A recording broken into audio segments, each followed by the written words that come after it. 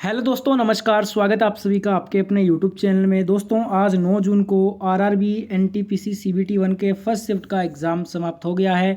First shift में जिनका भी एग्ज़ाम था उनके एग्ज़ाम में जो भी क्वेश्चन आपसे पूछे गए थे वो सारे क्वेश्चन लेकर आया हूँ इस वीडियो में।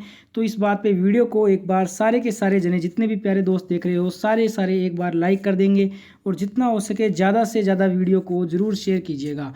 अगर आप फर्स्ट टाइम चैनल पे विजिट कर रहे हो तो फटाफट से चैनल को सब्सक्राइब करके नोटिफिकेशन को ऑन कर लो। इससे आपको एनटीपीसी सीबीटी 1 की सारी वीडियो का एनालिसिस वीडियो का नोटिफिकेशन मिलता रहेगा। तो आइए स्टार्ट करते हैं क्वेश्चन से। एक क्वेश्चन आपसे पूछा गया करंट अफेयर से कि हाल ही में किस देश को अंधत्व यानी कि ब्लाइंडनेस से मुक्त घोषित किया गया है। ब्लाइंडनेस से मुक्त जो है ना, नाइजीरिया देश को हाल ही में घोषित किया गया है। तो ऑप्शन बी यहाँ पे आपका करेक्ट आंसर था इस क्वेश्चन का।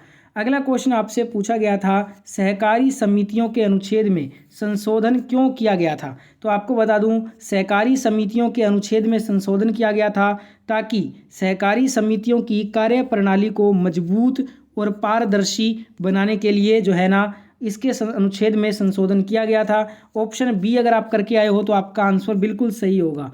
अगला क्वेश्चन करंट अफेयर से था सुनीता विलियम्स ये कुल कितने दिन अंतरिक्ष में रही थी।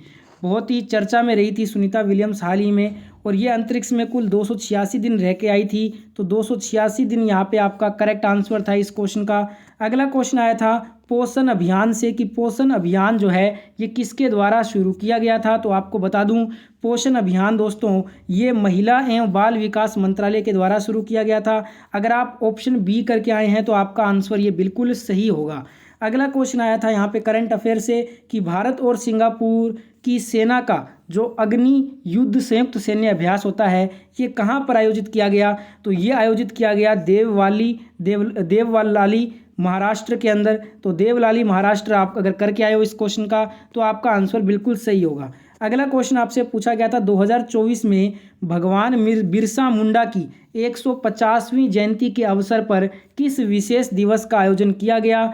तो दोस्तों 2024 में भगवान बिरसा मुंडा की 150वीं जयंती के अवसर पर जो है ना, ये जो इसमें किया गया था वो जनजातीय गौरव दिवस का जो है ना वो यहाँ पे जो है आयोजन किया गया था। तो ऑप्शन सी करेक्ट आंसर हो जाता है इस क्वेश्चन में। अगला जो क्वेश्चन आपसे पूछा गया था किस कीबोर्ड शॉर्टकट की का उपयोग किसी टेक्स्ट को कॉपी और पेस्ट करने के लिए किया जाता है। तो किसी भी जो टेक्स्ट को कॉपी और पेस्ट करेंगे तो उसके लिए हम कंट्रोल+C और कंट्रोल+V का यूज़ करेंगे। कॉपी के लिए कंट्रोल+C करते हैं और पेस्ट करने के लिए कंट्रोल+V का यूज़ किया जाता है। ठीक है। अगला क्वेश्चन आपसे पूछा गया था कंप्यूटर से कि MS वर्ड में एक पेज के मध्य मीडियम मार्जिन को निम्नलिखित में से किस टैब से सेट किया जा सकता है। तो इससे जो है ना हम पेज लेआउट टैब से सेट कर सकते हैं। तो पेज लेआउट टैब यहाँ पे आपका करेक्ट होगा। अगर ये किया है आपने तो आपका आंसर सही है। एक और कंप्यूटर से क्वेश्चन था हम डेटा को व्यवस्थित अरेंज क्यों करते हैं। तो आपको बता दूं, डेटा को व्यवस्थित हम इसलिए करते हैं ताकि दोस्तों उसको जो है ना डेटा को व्यवस्थित और आसानी से समझा जा सके। ठीक है। अगला क्वेश्चन आया था इतिहासकार सर हिंदी में ने किस वंश को तुर्की के खलीफा से जोड़कर बताया है। तुर्की के खलीफा को सर हिंदी ने मुगल वंश को जोड़कर बताया है। तो मुगल वंश यहाँ पे आपका करेक्ट हो जाएगा इसका आंसर। अगला क्वेश्चन कंप्यूटर से था कि अगर आप माइक्रोसॉफ्ट विंडोज़ में Alt+Tab दबाते हैं तो क्या होगा।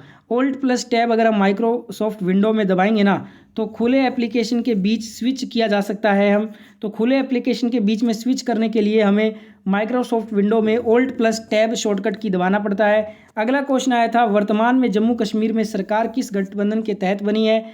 तो देखिए दोस्तों, ये जो इससे पीछे वाले का शायद पूछा गया था। तो इससे पीछे वाला जो गठबंधन था ना वो जम्मू कश्मीर नेशनल कॉन्फ्रेंस और बीजेपी के बीच में यहाँ पे बना है। वर्तमान में जो है ना, वर्तमान यहाँ बीजेपी नहीं होगा, मिसप्रिंट है, ये कांग्रेस होगा यहाँ पे।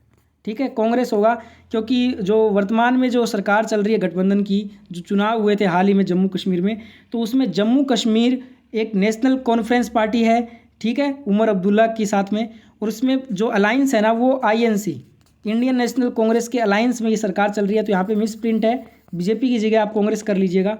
अगला क्वेश्चन यहाँ पे पूछा गया 2025 के जलवायु परिवर्तन प्रदर्शन सूचकांक क्लाइमेट चेंज परफॉर्मेंस इंडेक्स में पहले स्थान पे कौन सा देश है।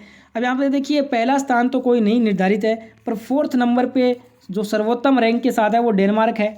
डेनमार्क ऑप्शन में होगा तो आपका करेक्ट हो जाएगा। 5th नंबर पे जो आपका आता है वो नीदरलैंड आता है। कौन सा आता है? नीदरलैंड, ठीक है।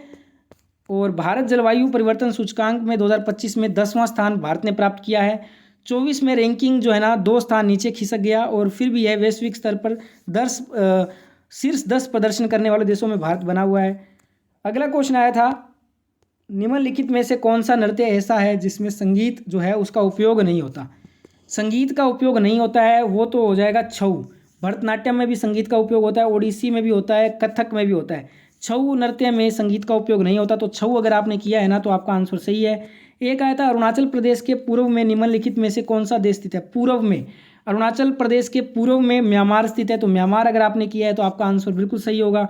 एक आया था, भोलेनाथ तिवारी निम्नलिखित में से किस विद्रोह से संबंधित स्वतंत्रता सेनानी थे। तो ये 1857 के सिपाही विद्रोह से जुड़े हुए हैं, तो ये आपका करेक्ट हो जाएगा आंसर।